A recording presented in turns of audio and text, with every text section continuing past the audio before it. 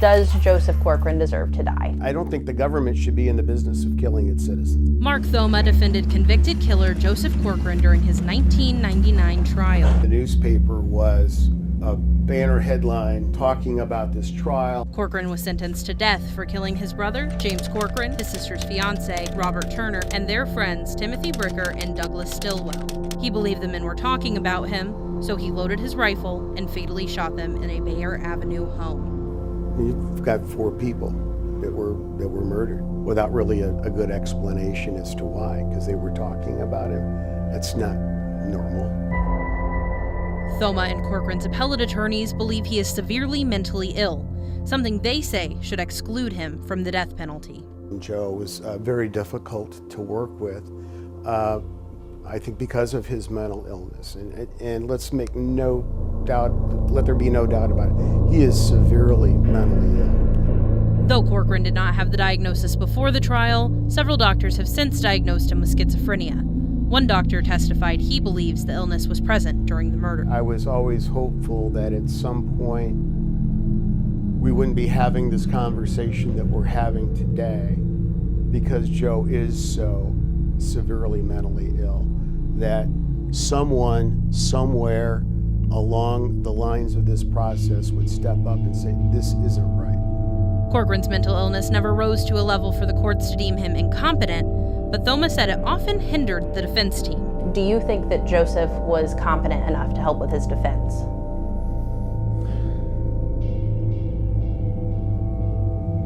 It's a tough question. From a legal and a mental health viewpoint and analysis, yes. Were we hamstrung because of his mental illnesses? Yes. Attorneys worked to come to an agreement that would have spared Corcoran's life and his victims' families from a trial. A potential agreement offered him life without parole, but Corcoran ultimately declined it. In retrospect, one of the hardest things for me was knowing that we had an appropriate resolution that would have saved Joe from the death penalty, and he wouldn't do it. Thoma said he knew the trial would result in a guilty verdict. This was not a whodunit. But the defense team hoped to convince jurors to spare Corcoran's life.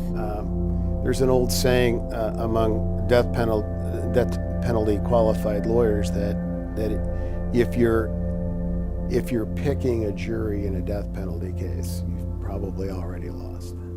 It's not a day for rejoicing and celebration. It's a day to say that justice was done for the victims of this case. Former prosecutor Robert Gievers said if Corcoran would have owned up to his crimes, he would have never received the death penalty. I think if Joe Corcoran would have taken responsibility and shown remorse, he would not be on death row. 2 years after the murders, Corcoran was sentenced to death during an emotional hearing. Gievers says what stuck out to him most was not the sentence, but a gesture from Timothy Bricker's mother. But she walked across to the table where he and his counsel were sitting, put the box on the table, opened it up and said, "This is for you. We hope you find some forgiveness and grace in this book." And it was the Bible, inscribed with his name. Never forget that. The grace and forgiveness that she showed were tremendous. And that's what I remember. I hope that Joe Corcoran has found some peace, some grace, and forgiveness in that Bible. Justice isn't served till he's dead, though, but this is a good start. Gievers says the move to seek the death penalty did not come easily. As a prosecutor, you have to be comfortable with that decision, obviously, but it's something that still can keep you awake for many, many nights. But he stands by his decision. That penalty should be followed through. Neither attorney was sure the day would ever come, but before sunrise on December 18th, Joseph Corcoran will finally serve his sentence. He will be given a lethal injection of pentobarbital, one that Governor Eric Holcomb and Attorney General Todd Rokita announced the state had secured the same day a motion was filed to set Corcoran's execution date. Though he stands by his decision, Gievers said he hopes Corcoran's execution leads people to question the death penalty. But if this case brings that debate back to the foreground somewhere, that's a good thing.